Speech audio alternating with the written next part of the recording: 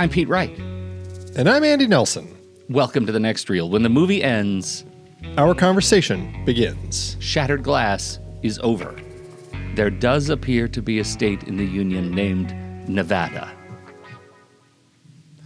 All right, Andy, we have been digging into movies about people who find themselves stuck in their own fraudulence. This is only the second one. Can you forgive me? We did last week. Melissa McCarthy played Lee Israel making up letters. Today, it's Stephen Glass. And we're talking about Shattered Glass. He made up a whole lot of stuff when he was a reporter in the rarefied air of the New Republic. And I think I've been wanting to talk to you about this movie for a long time. It's really a disgusting experience for me. Well, and I want you to go into that a little bit because obviously your background was journalism, and I know you taught for a while, and this was a film that you taught with. And so I'm just curious, like, what is it about this film that, I mean, if it's such a disgusting experience, especially, like, what draws you in to revisit this story? Well, there are some interesting things. So first, just talking about the story itself, right? Stephen Glass, this whole thing broke while I was still in the newsroom. And it's so personal when you're in there and you're watching this human being unravel, and the first story that comes out and says this guy has betrayed the trust of the field of journalism, more than just the trust of the New Republic and the trust of the people who were reading it, but the trust of the other people who are trying to do the job well and to do the job right. To be so broken and to be in such the wrong place is a personal affront. I remember it being a deeply personal affront. On the practical level, it actually showcased a number of giant holes in the process of collecting information for a piece that I think demonstrated how fundamentally broken many print reporting outfits were at the time, and shone a light on what it might take if we were to commit to fixing it, and to what degree that has been successful. I think the market for fake news and mistrust in the journalistic enterprise is an indicator of how well that worked. I think you can go back to this period, and it wasn't just Stephen Glass. There were others who ended up mired in their own fraudulence because of their desire to present a great story that broke trust in the industry. And I think we could go back to this point. This is not a journalism podcast, but we could go back to this point and sort of chart the journey to today where we've lost trust. Many people don't know why. I think it started here. That's an interesting window into all of that, I think. And I think, I know that Billy Ray, who wrote and directed this, talked about All the President's Men being a source of inspiration for him. For sure. He had been a huge fan of the reporters from that story and really wanted to tell this story. And it's interesting because from that period in the 70s, when they were breaking that story, through to the 90s, it's interesting to see how things were broken down, and I wonder where the starting point was. And I wonder if, in many ways, it all still kind of in the news journalism as well falls to the shifts from the Reagan administration as far as the way the media portrayed itself, or was the responsibilities of what they were doing. Yeah. Absolutely. And I think we can, I think we should talk about the movie, because I think the movie presents a really interesting picture and what Billy Ray does and what Hayden Christensen does in this story are at once tragic and confusing and deliberate, but also deeply unique. Like I don't remember seeing a movie that is paced quite like this in telling this kind of a story that exists in this space. We'll see in some of the others that we talk about in this series, but this one stands out for me, and it was the first one that I thought of when I thought about the series True Lies. Was I wanted to sneak Shattered Glass on the show. Yeah. So, well, I'm curious. You had never seen it, right? Is that true? Oh, I had seen it. Yeah. Oh, you had seen it. Okay. Yeah. I saw it around the time it came out. In fact, I talked to Hayden Christensen at an after party. Oh, so this was, I introduced an opportunity yeah. not only for you to correct me, but to flex madly. Yes, in fact, that's true. Do tell. Hayden No, that was about it. That was about it. Did you call him Hey Chris? I've always wanted Hey, to Chris. do that. No, I did not. But yeah, it was, I've had better moments talking to people, and that probably wasn't one of them. You mean you didn't swap numbers? No. It's fair to say I don't think he was interested.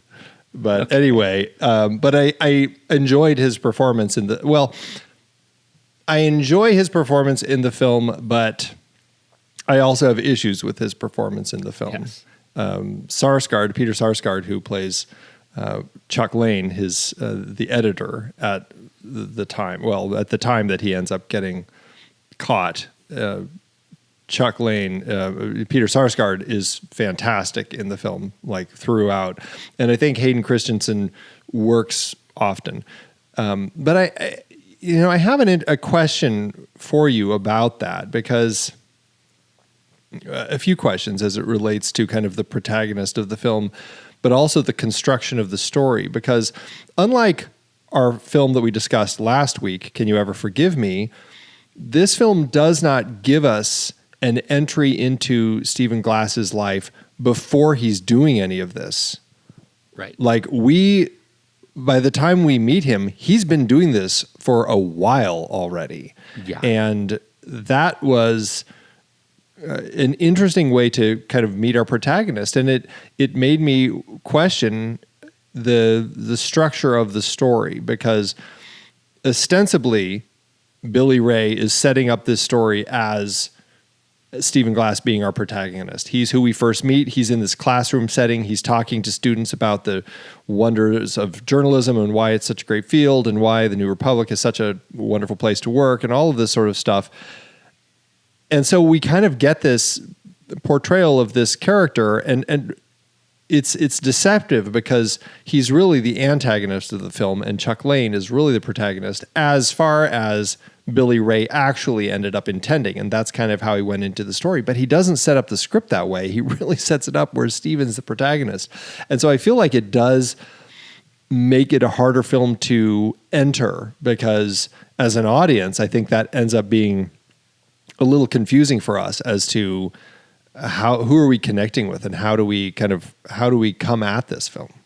Yes, because structurally, this movie, Shattered Glass, is the third act of a much bigger movie, right? Yeah, right. Like, right. really, it starts at the beginning of the fall of this guy who has created a world of fabulism, right? And we'll say, ironically, Stephen Glass wrote a book called The Fabulist. I have not read it. I own it. I have not read it. I can't bring myself to read it. But it's about a journalist who makes up stuff for his stories. A little on the nose. Yeah, I think it may be generous to call it on the nose. The thing about this movie structurally that I find so unnerving is that it starts with a character who, and I think to Hayden Christensen's credit, we already know is a liar because of the performance. Like, there is not a moment where Hayden Christensen starts speaking as Stephen Glass that I don't believe this guy is a fraud. He is disingenuous. Even if I don't know the story, there's something deeply wrong with him, and I don't trust him from jump. That is almost physically distressing as I'm watching this movie because of the world of trust that he has manipulated and manufactured around him. And so we're watching this movie that I think is unsettling because we have no gravity. We don't know who to love yet. We don't know who our audience avatar is yet. And we think because Christensen is the first thing we see, it's him. And I think that is the bait and switch of this movie. And I think it's fascinating. I don't think it works all that well, right, in some places, but it's damned fascinating choice. That's very true. It's an interesting choice. I think that, I mean, this Billy Ray is a screenwriter. That's what he had been doing up until like this is his debut film as a director. And I think it's fair to say his scripts weren't necessarily ones that you would call like award winning or anything. It was like Volcano and Color of Night and Heart's War. And how dare you sully Volcano in that sentence? Well, that year is Volcano or Dante's Peak. You got to pick one of them. I don't know if either of them ended up winning, but yeah. And so it's interesting that he pushed to also direct this. And I think it was just his connection to the journalistic side of the story. But at the same time, I just still don't think that he, like, I don't know. It's an interesting journey of a film, but I don't think he completely nailed the structure, and I think that's one of my frustrations with the film. But I do find it interesting and disturbing as a film, for sure. Yeah. Because the mechanics of what's going on, and I think when we talk about I think what the film does well is highlight the mechanics of what is broken in the field by way of examining the process of building a story. And we have a bit of a montage, a fact-checking montage, where he's in this classroom and he's telling the story to ostensibly to the class that he, a high school class that he used to sit in, right there, where that pretty girl sits. I was right there. And he talks about how a story comes to be and the number of editors and fact checkers that review it. And what we uncover through the course of the movie is that there were some pretty gaping holes because the fact checking process, and this was not unique to the New Republic, but the fact checking process in print often had this hole where secondary documentation, right, the reporter's notes, counted as, and I'm saying this in heavy air quotes, primary documentation, because the reporter was there, and if you're a reporter, there's an aura of trust around you, so we should trust secondary as primary investigation. And that is broken because we discover that there's somebody who is, as the movie says, overtly trying to defraud the organization by printing lies. And we never expected that. We never expected the trust in the journalist himself to be so fundamentally broken. And as a result, I'll say, outside the movie, I think fact-checking has changed, and now we have a demand for primary access to sources in the fact-checking process. You've got to be able to see them, talk to them, hear them, get them on some sort of video, so we have much more sort of trust in that process. We did not have that here, especially because ideologically the New Republic wanted to be a certain kind of publication, and that drive to be that publication prevented it from putting some of these things in place. Yeah, because they didn't have pictures and stuff. No pictures. And that was even like the secretary has that line. Like I always said we should have if we just had the picture of each person, then we wouldn't run into this. Which I thought was a little kind of a dig at that perhaps way that they viewed their magazine. Oh, a dig at their magazine, a dig at the Wall Street Journal, a dig at any of the publications that had the sort of classic, rooted in British news publications of no pictures. And we were in an era where pictures were starting to crop up everywhere. I mean, the inflection point for this movie, the fact that we're talking about the 5 years between when this happened and when the movie came out, where it was Forbes Online, the least trusted platform in journalism, the online arm of any of the news publications, was the actual arm to break this story, was extraordinary. Well, what can we not do without in an online publication is pictures right now. We have real-time photographic evidence of our reporting. And that started, arguably here. In this area. It's interesting. And so much of it speaks to all of this. And I think also that allows for Stephen to become the liar that he becomes. And we see that a number of times as he's putting his plans. We don't see him putting his plans in place, but we see him talking about it to Mike, his first editor that he had before Mike ended up getting fired, and then subsequently with Chuck. And it's those conversations where you can tell something's off. And Mike certainly sensed it when he asked, when he was getting some pushback on this, on the article about the CPAC party, and he actually calls the hotel and does find out you can actually rent a fridge. And so he's like, okay, there may be some truth to it, but you can tell that he senses it being a little shaky. Yeah. And then certainly that's the case for Chuck. But it's interesting because like Mike, all of this could have easily happened with Mike uncovering it, just as Chuck finally does. It's just that Chuck ends up in a situation where those lies that Stephen is telling just end up not being able to hold water. Like figuring out the clue that his brother lives in Palo Alto, and that's the voicemail that he had left for this other person or for this company. And when they actually take the trip down to Bethesda to look at this place and realize that this isn't an actual place you're going to have this massive thing, and the restaurant across the street, like he's just making stuff up on the fly as he gets more and more cornered. And you just get a sense as to how it could be easy to buy into this stuff because this person happens to be likable. But then as you kind of dig, nothing holds up. Right. Can we zero in a little bit on Hayden Christensen's performance? You said you had some problems with it. I have some problems with it. I'm curious if you can outline what challenges you had with it specifically.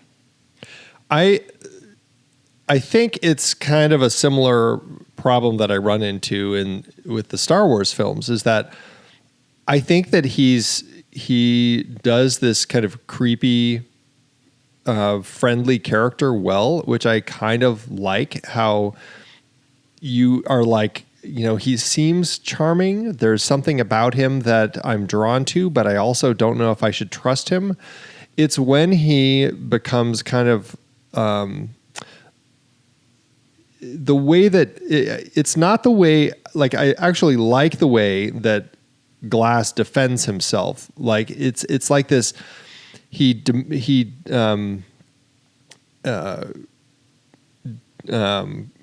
Almost, he's not putting himself down, but in some ways he is like, oh, I screwed up. What did I do wrong? Like all of this sort of stuff. Like the way, yeah. Are you mad at me? Like all of that, I find a fascinating character trait.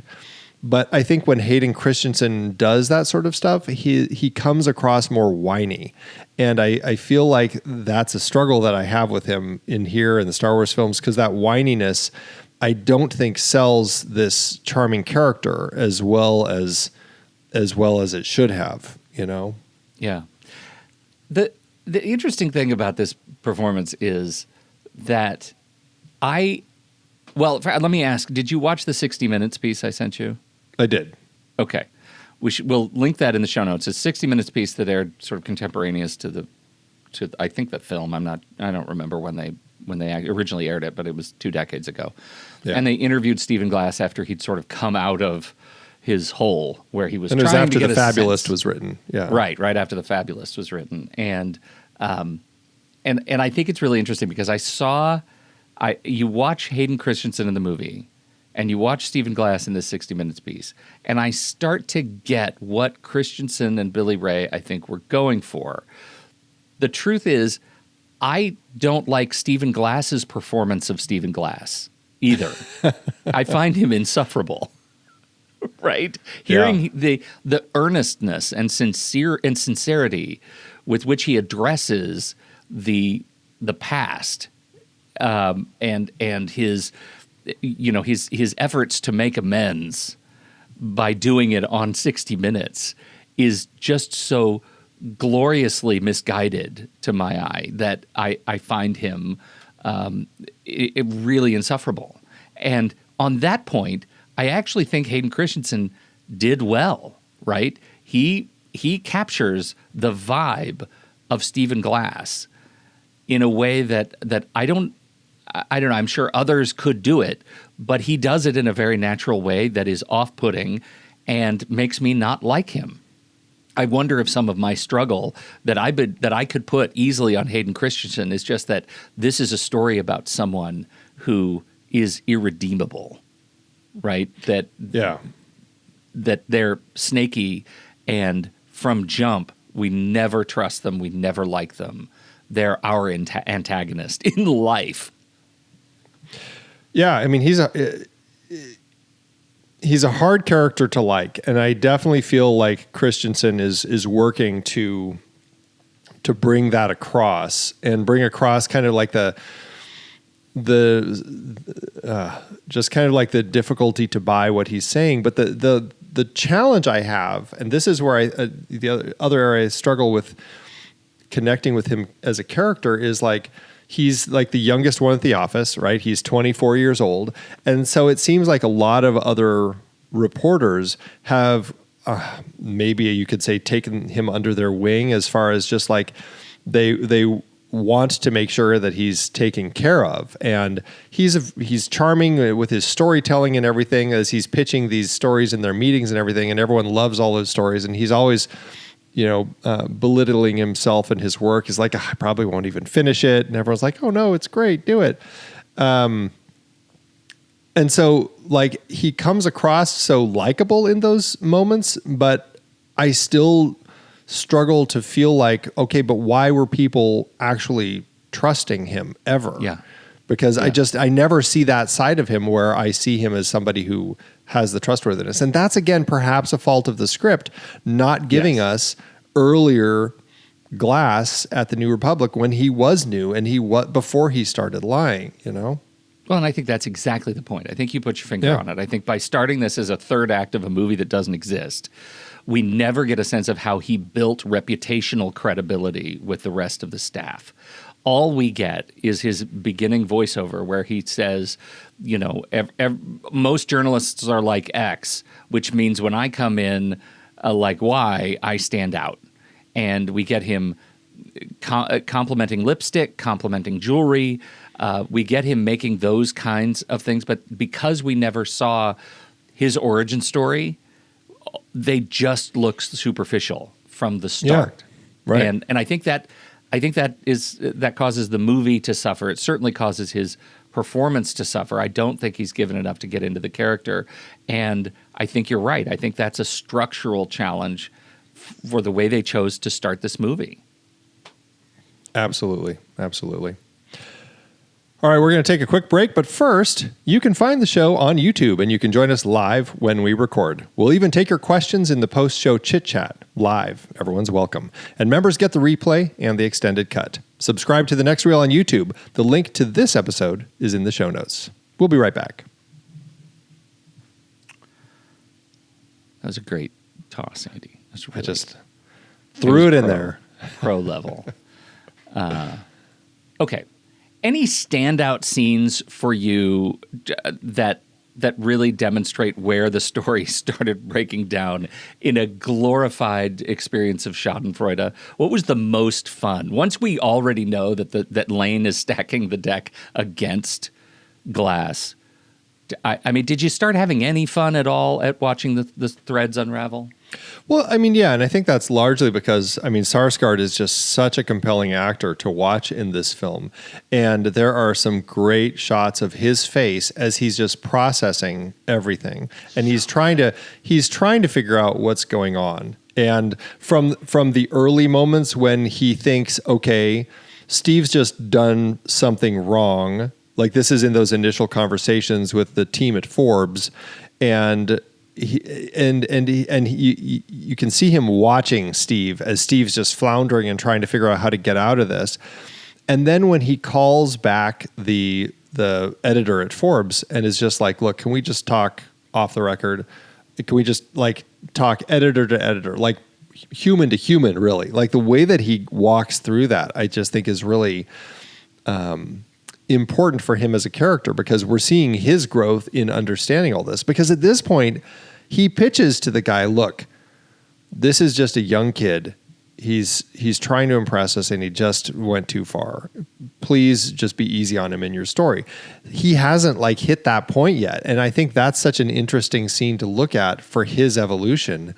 And I think it hurts him because he knows also the other issue is he knows everybody in the office loves Steve, and everyone kind of blames him for getting Mike kicked out, the other editor who they all love so much, even though he had nothing to do with Mike's getting let go. And so that's a fascinating moment. And then watching him kind of continue that evolution to the point where he finally fires him. I mean, it's just like fantastic, that final confrontation between the two of them. And then to see Steve come like crawling back into, I can't remember what, just to say something, but he gets back in through security just to talk to him one last time. And that's where he finally gets the boot, you know, and it's just like, because I think Will up you to that take me point, to the airport, Chuck? yeah, Please, I don't know if I can't can be alone right now. I don't know if like, and Chuck's just like, yeah, figure it out, man. Figure it out. Yeah. I'm not going anywhere with you, Steve. Yeah. Such an incredible performance. This movie hangs on Sarsgaard, right? I mean, it really hangs on Sarsgaard. I think Stephen Glass, Hayden Christensen gets credit for portraying this problematic human being, but the movie hangs on Sarsgaard's performance. It is subtle. It is just perfectly paced angst that grows and grows and grows and grows and grows. Even if I sit here and I look at Hank Azaria and I think I would have loved to have seen Hank Azaria's demeanor, sort of watch him fall apart with the experience of dealing with Stephen Glass, rather than sort of bestow the challenge to fix onto Sarsgaard. I think this is one of the most natural performances I've ever seen of Hank Azaria. He's always such a character, and in this movie, he's very much a human being. And it was neat to see him. I wish he'd had more in the movie, knowing, of course, this true story, and this part of he was already gone. The moment when Stephen Glass is sitting on the stairs with Hank Azaria, with Mike Keeley, and says, and Mike says, "Did you ever cook a story for me?" And there's just silence. There's just silence. Stephen doesn't answer. This actually becomes something that is a bit of a visual callback later in the film when he's actually in deposition with the attorney, and they're saying, "Look, you don't have to say anything. I'm going to list your stories, and if you tell me that this was a real story or something about this was real, I'll put it in this pile over here, and we'll go back and continue to fact check it. If you are silent, we will take that as confirmation that this was made up either in whole cloth or at least in part." And he just starts listing stories, and we just get this close up on Hayden Christensen and that face. And I think this may be the best Christensen performance in the movie, of just watching him not speak as he is essentially confirming the number of stories that were false. 27, I think, out of 41 were deemed as false, both under Mike and Chuck. Horrifying.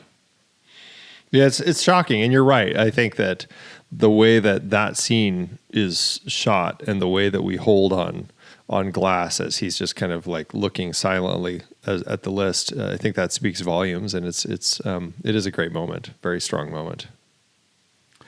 The unraveling, thanks to Forbes online and the team over there, is I also think quite beautiful, and I wish that we'd had a little bit more of them. The movie's short, hour and a half, right?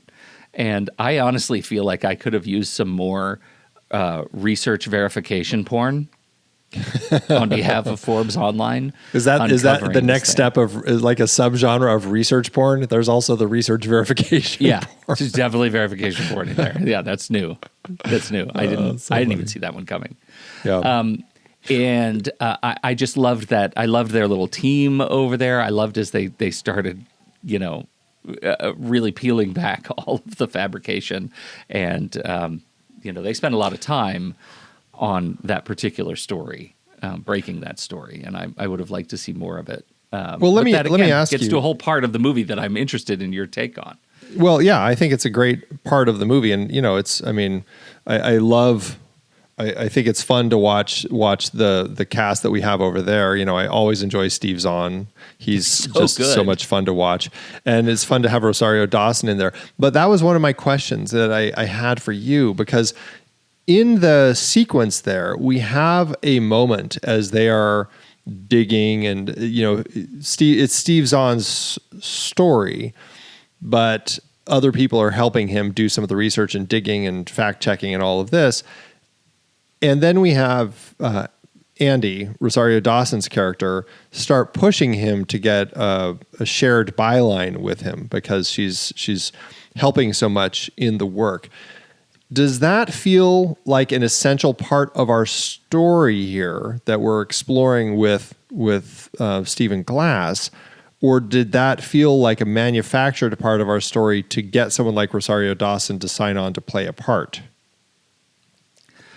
I bought it. I bought it because, I mean, in the world of reporting at these kinds of publications, it's not a solo endeavor, right? Obviously, and we hear that in the montage. We have, there are dozens and dozens of people and hands and passes through an individual story, and not all of those people get credit for the byline, right? It's only the reporter. And if there is true Woodward and Bernstein style collaboration, the nature of that sort of collaboration is documented in the byline. In this case, Zahn is the lead journalist on the story and feels strongly about that. And this is the world of online publication, and they're trying to figure out, how does journalism fit into online publication? She's looking for a leg up. She's looking to get her name in print, and where Zahn draws the line, I think is important. Not giving her credit is important. It calls back to what's going on at the New Republic, where we have several moments in the New Republic offices where the reporters are helping each other, right? They're doing research, they're writing, co-writing, they're doing all kinds of things together, but there's only one byline. And had there been a shared byline on the New Republic stories that Stephen Glass wrote, we would have more opportunity to see where the problems were systemic that led to this fraudulence. And I think what Forbes is demonstrating, what Zahn is demonstrating, is there may be problems here too. This is not just about the New Republic and one guy. This is about an entire industry that is holding itself responsible to self-check and not even taking advantage of the rudimentary opportunities for responsibility that come in the form of shared credit that says we did this together. We share the responsibility of its truth. Interesting.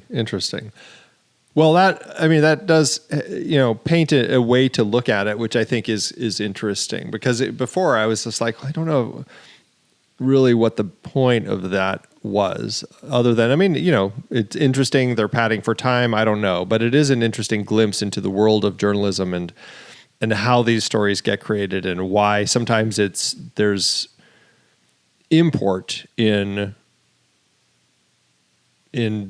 having a single byline or a single person on the byline, Yeah.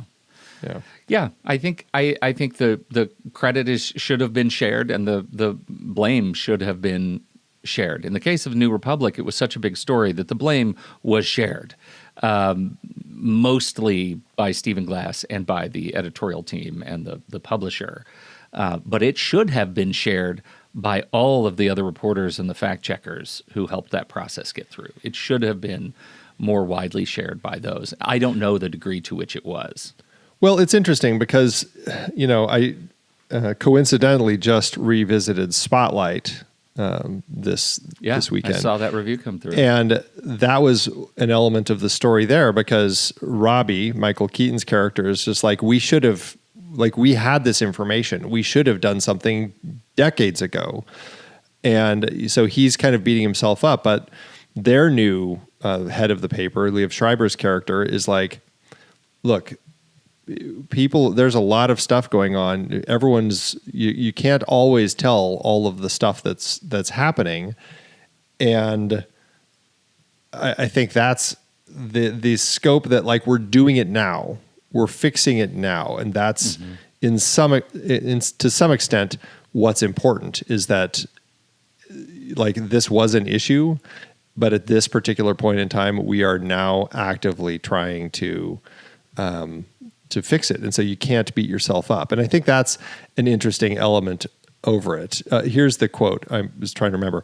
Sometimes it's easy to forget that we spend most of our time stumbling around the dark. Suddenly a light gets turned on and there's a fair share of blame to go around.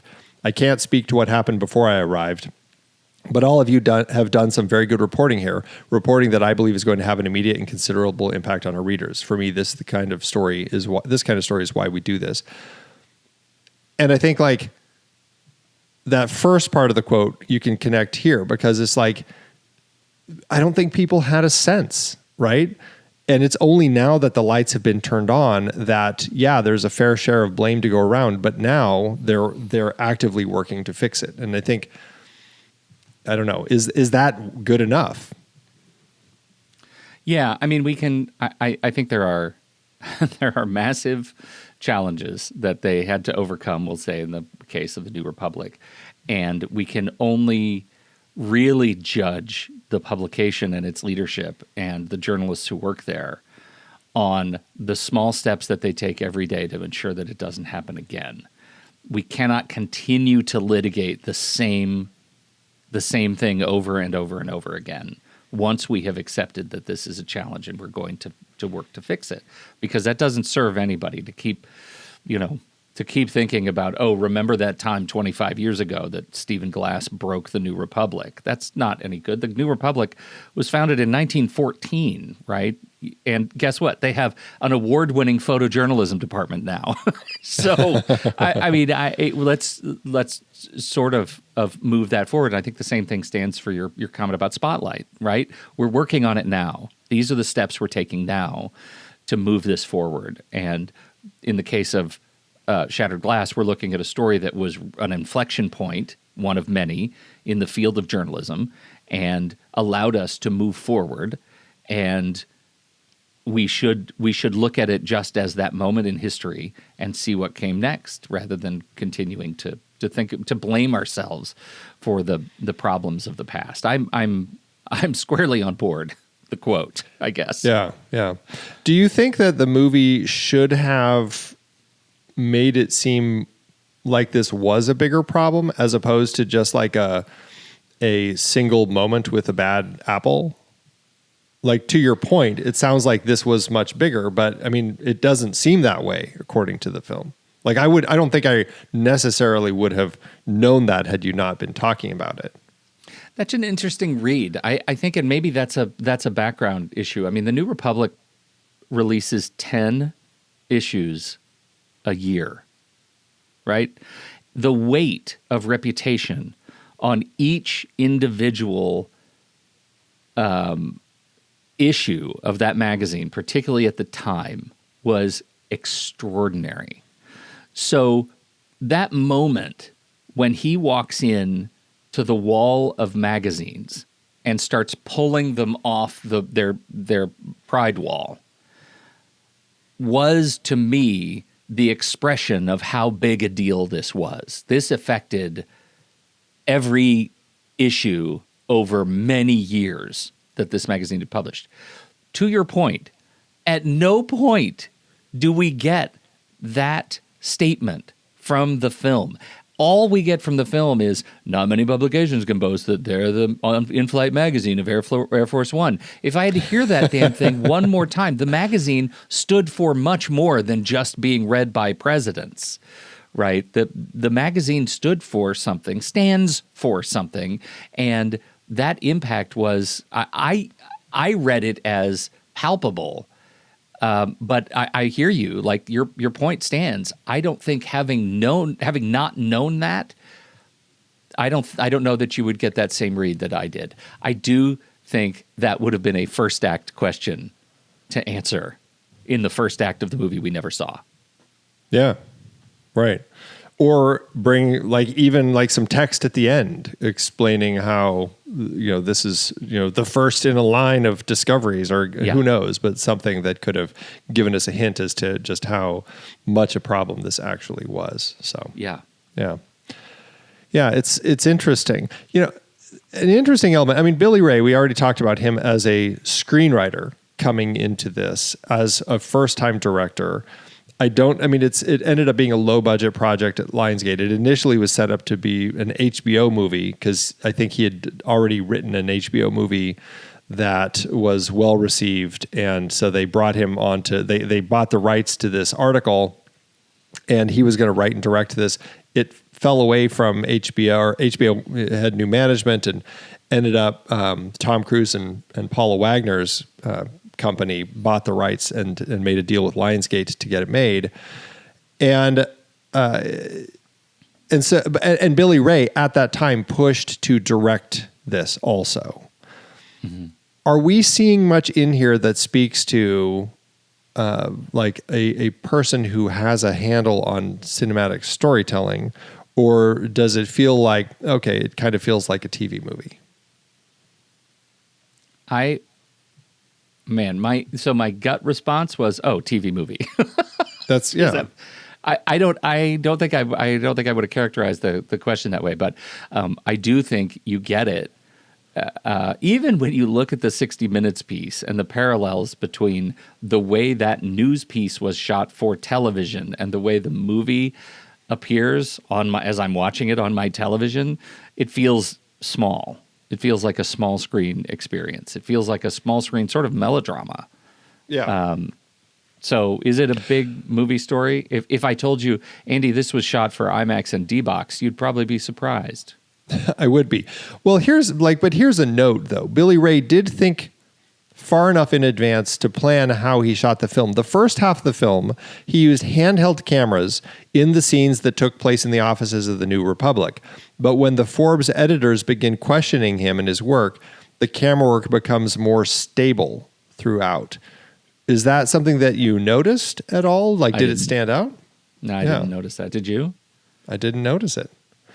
And I'd be interested. That's one of those rewatch points. I'd be interested to watch this again, short movie, and see when it becomes procedural, right? When it becomes locked down, as if we're now litigating. This is now a case, and we're using the representation of camera as a way to demonstrate that, this is a case. Yeah, right. It would be interesting, you're right, to revisit it and really pay attention to that specifically, because it's not noticeable on first watch. And I just wonder if it's effective because it's subtle and it's just something that you kind of are subconsciously tapping into, or if it's just something that's there, but you still aren't really noticing, Well, it's got to be pretty well disguised too, because it's after that point that they do leave the building, right? That Lang takes him and makes him drive out to Bethesda, to where the conference took place that doesn't exist, and they end up in this lobby. The camera is definitely moving, right, as they're going up an escalator, as they're walking down the street, right? It's hard to. I mean, I guess there are two different things. Is it handheld versus is it on rails, right? So I think that merits a rewatch. Yeah. So certainly for anyone who's going to rewatch it after this conversation, pay attention to that and see if it's something that you're getting much out of. Yeah. It's interesting. I didn't think about doing this, but just in the scope of the conversation about the journalists, I'd put together a little list of the other journalists, of other big stories of journalistic malfeasance. Mm-hmm. And so this one was in the late 90s. Jason Blair, New York Times, in 2003. So that story comes out as this movie comes out, which I think amplified the impact of Jason Blair at the New York Times and the fabrication over, more stories than Stephen Glass, right? 36 stories Jason Blair had fabricated. But we go back in time. Janet Cook in 1981 for the Washington Post won a Pulitzer Prize for a story about an 8-year-old kid named Jimmy who was a heroin addict. Jimmy did not exist. She returned the Pulitzer Prize.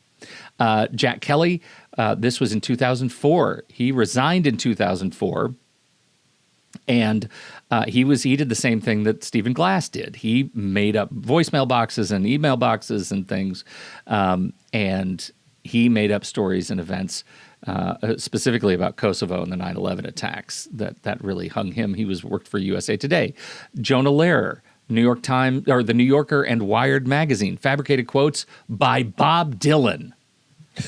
Wow. Why would you do that? Man. That was 2012. Klaus Reloidis for Der Spiegel, an award-winning German journalist. You don't expect this from the German journalists. He was exposed in 2018 for fabricating stories on a massive scale with invented people and scenes and quotes.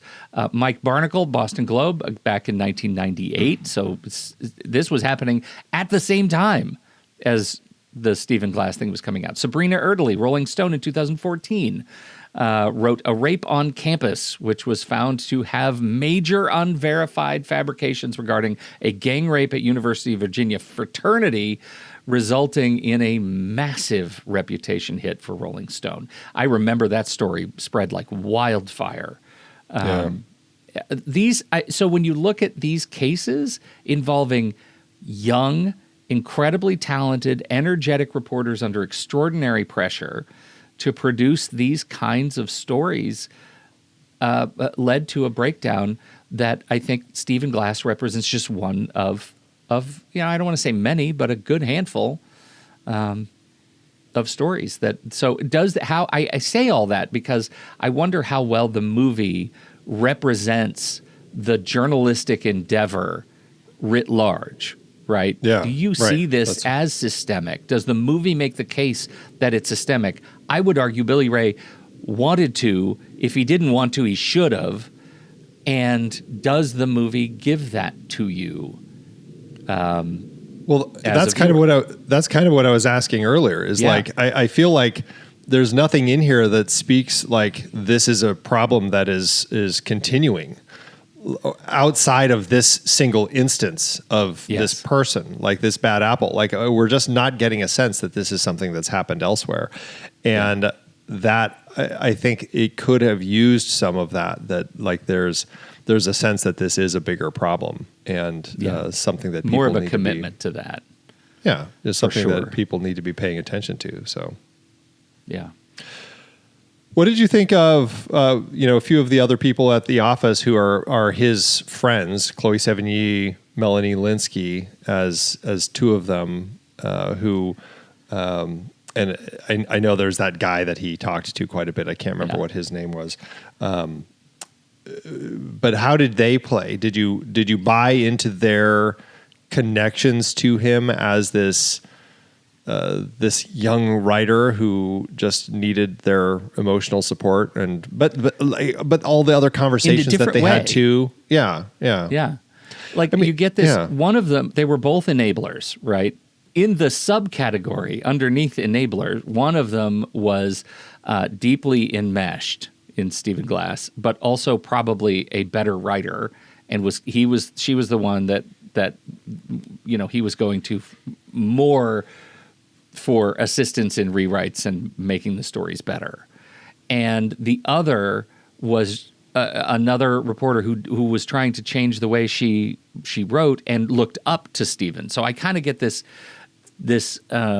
enmeshment sandwich where one was superior, one was inferior, and Stephen was in the middle, and he was able to maintain his orbit, or his orbital pull of these two women, and allow them to completely gaslight themselves in spite of what they were seeing and hearing, and develop the taste to know any different.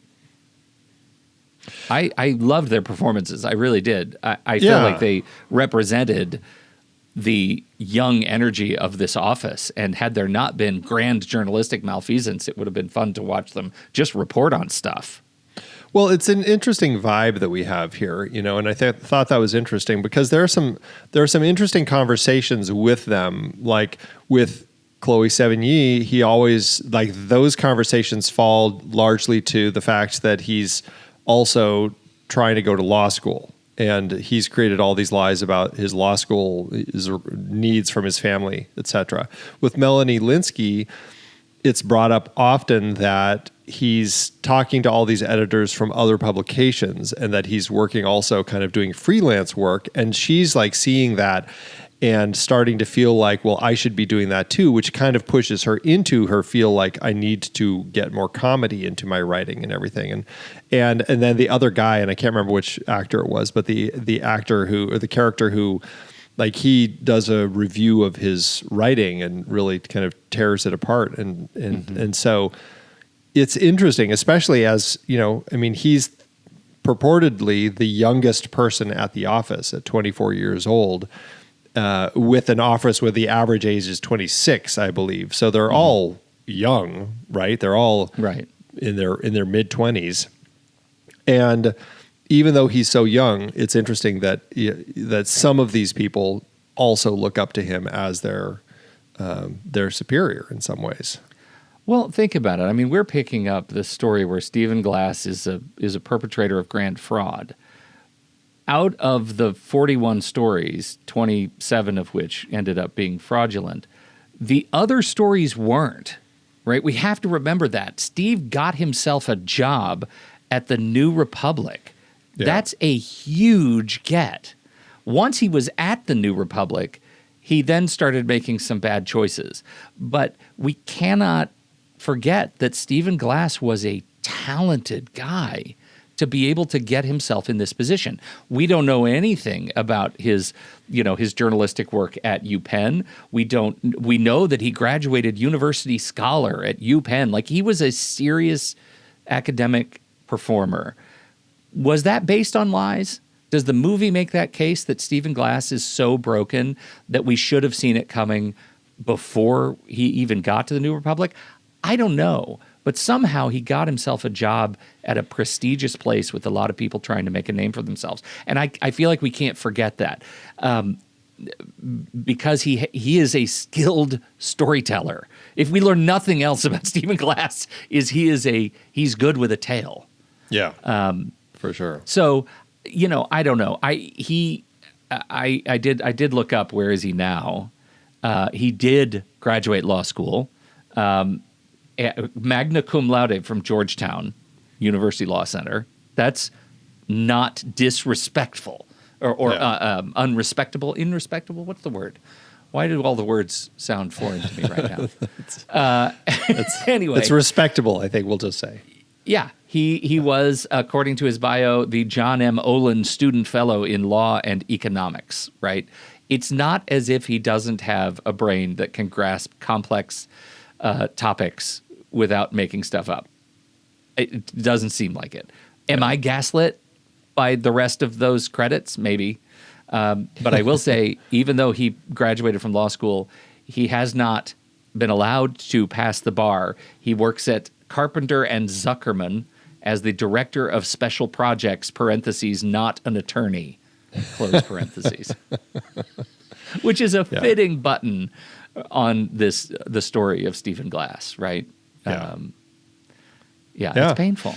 Well, it's just the realities. And it's interesting because that 60 Minutes clip that you have, it's interesting hearing him talk about how he started. Like, I can't remember initially, it was like, was it a quote that he needed? He just needed to have somebody saying the right thing for the article that would really punch it up. And so like the first time it was just like a quote or something like that.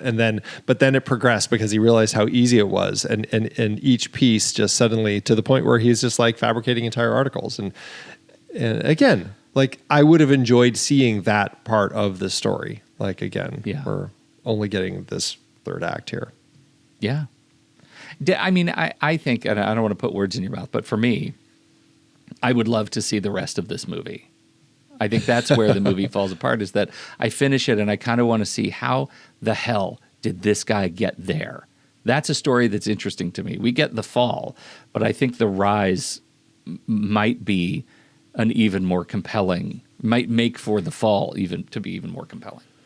Yeah, that's entirely possible. And then you could say that then we have a film where Stephen Glass is the protagonist. Yes. And, is that a cautionary tale that we want to sit through? I guess that's the question. And I think that was Billy Ray's struggle because he found Glass to be a very difficult character to have as a protagonist, which is why he kind of leaned on Chuck so much. But then again, that's why I feel this structure of the script isn't quite right. It's essential. I mean, look at the parallels that we have between Shattered Glass and Can You Forgive Me, right? We have more of the story of Lee Israel, but they're kind of in conversation with one another. Incredibly talented people in their own right, who were desperate for that attention, story, economic support, whatever it was. In the case of Stephen Glass, he was already making really good money, so he didn't need economic support like Lee Israel did. But their drive for that sort of attention, their drive for people loving them was enough to make them both do something in the first place and keep doing it because that spotlight was so warm, in spite of, arguably their better instincts. I don't know. Maybe that's too gracious a way to look at Stephen Glass, but well, it's definitely a way to kind of try to understand the mindset a little bit. Yeah. And the guy, I mean, this was, again, 30 years ago, right? There's a lot of water under that bridge. And I don't want it to seem like, I would never shake hands with Stephen Glass. Clearly, the guy has made changes in his life and built reputations and relationships and credibility in this new field. And good for him for doing that. I hope his special projects are enormously successful. Also, this is a fascinating story. Yeah. Those two things can both be true. Yeah. All right. Are we ready to shift gears? Yes, shift them. All right. Well, it's about time for the back half, but first, let's take a quick break. The Next Reel is a production of True Story FM, engineering by Andy Nelson, music by... I think it's Zabuton. Zabuton. I was going to go through Pete's pick, Andy's pick. Music by Zabuton, Oriole Novella, and Eli Catlin. Andy usually finds all the stats for the awards and numbers at d-numbers.com, boxofficemojo.com, imdb.com, and wikipedia.org. Find the show and the full archive at truestory.fm. You can follow us from there too and learn about membership. Check out our merch store at thenextreel.com/merch. And if your app allows ratings and reviews, please consider doing that for our show. All right, Andy, how to do it award season. It got noticed. 11 wins with 28 other nominations. At the Golden Globes, Peter Sarsgaard was nominated for Best Performance by an Actor in a Supporting Role in a Motion Picture, but lost to Tim Robbins in Mystic River. This was that Mystic River year that really took a lot of awards. Or at the Film Independent Spirit Awards, it was nominated for Best Feature, but lost to Lost in Translation. Sarsgaard again was nominated for Best Supporting Actor, but lost to Jimon Hounsou in America. Lost Best Screenplay to Sofia Coppola for Lost in Translation, and lost Best Cinematography to Declan Quinn for In America. And then this was an interesting one. The Political Film Society USA has their own awards, and it actually was nominated for the category of Democracy, but won that one. And it was nominated for the category of Expose, but lost to Veronica Guerin. Interesting. The category of Democracy. It won Democracy. It won Democracy, this movie. Well, how did it do at the box office? Did this little made-for-TV movie, but shot and filmed and displayed in movie theaters for a little while, make any money? Well, for his film, Billy Ray had a budget of $6 million, which is $10.3 million in today's dollars. The movie opened limited October 31st, 2003, opposite The Matrix Revolutions and The Human Stain, but never really caught on. In the end, the movie went on to earn $2.2 million domestically and $1.2 million internationally for a total gross of $5.9 million in today's dollars. That means the film ended up with an adjusted loss per finished minute of $46,000. Not great for Ray's first outing in the director's chair, which is probably why we didn't see him direct again for 4 years. Are you sad about that when you hear that number? Is that sad? That 4 years that it took him to direct again? That it didn't make back its nut. I mean, it's an interesting film. I don't necessarily think it's a great film. I think that the story is fine, so it doesn't disappoint me. It doesn't surprise me. Yeah, it doesn't surprise me either. It's an interesting artifact of the era for me. And, as I said, I mean, I respect the film enormously. I respect what it's trying to do and some of the risks it takes and the choices it made. It captures successfully my own physical ick of watching it, right? Of knowing that the stories are too good to be true and watching people decide to fall in love with them anyway. That's a rough thing to watch, and this movie is kind of relentless with that sort of social angst because again we don't get a first or second act, but it's trying some different things in the spirit of this kind of movie, and I'm glad we watched it. Yeah, I mean, it's definitely a film with a tough central character, which is, I think Hayden Christensen sometimes makes it work for me and then sometimes doesn't. And then, if anything, I think what I really take away from this is I have now a lot more questions about how the field of journalism changed after this, if at all, and where it has gone from there through to today. Yeah. All right, well, that is it for our conversation about Shattered Glass. Next week, we're looking at a film depicting the elaborate hoax Clifford Irving pulled in publishing an autobiography of Howard Hughes that he purportedly helped write. It's Lasse Hallström's 2006 film, The Hoax, starring Richard Gere, Alfred Molina, Marcia Gay Harden, Hope Davis, Julie Delpy, and Stanley Tucci. Delpy and Tucci. Now let's do our ratings. Letterboxd.com/thenextreel. We're not doing that, right? No, yeah. That's right. Dead. Letterboxd.com/thenextreel. That's where you can find our HQ page where we put all of our ratings and reviews and stars and hearts and all of that stuff. Andy, what are you going to do for this movie? It's an interesting film. I think 3 stars is where I'll sit with it. Is it something that I like or would return to? I don't think so. I think 3 stars, no heart is where I'll be. I'm gonna flip the heart script on you, but I'll leave it at 3 stars. 3 stars and a heart. I think maybe that heart is just coming from, oh my God, look at what happened to my field, and why am I not really deeply in it anymore? Yeah. Why did I want, in 1991, why was I so desperate to make that choice and be in this field and be one of the young writers at one of these magazines or one of the young producers at Forbes Online? Like, why was that something I was so aspiring to? That's what this movie makes me think about. And so I have to give it a heart. It's nostalgia. It's a nostalgia heart.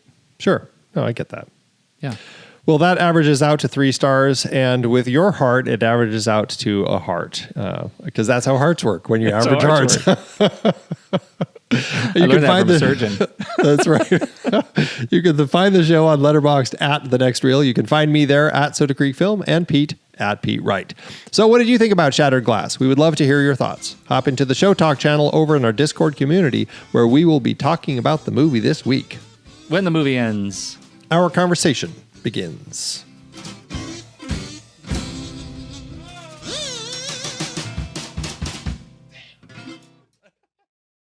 Letterboxd giveth, Andrew. As Letterboxd always doeth. Okay. What do you got? In the love of Hayden Christensen, what do you got? I got a 4.5 and a heart by Morgan, who said, "It's over, Anakin. I have the moral high ground." Okay, that's so good. I did not see that one in the list. Damn, I should have gone first. Yours is better. Oh, that's so good. All right. Well, I got a 3.5 from Jess, who begins with a quote. "Did I do something wrong? Are you mad at me?" Hayden smiles. Hayden gyrates. Hayden eats. Hayden lies. A lot. Hayden cries. Also, a lot. Me. Academy Award. As you said, there are a lot of people who find this movie awesome because of sexy Hayden Christensen. Yes. I feel like we are not that audience.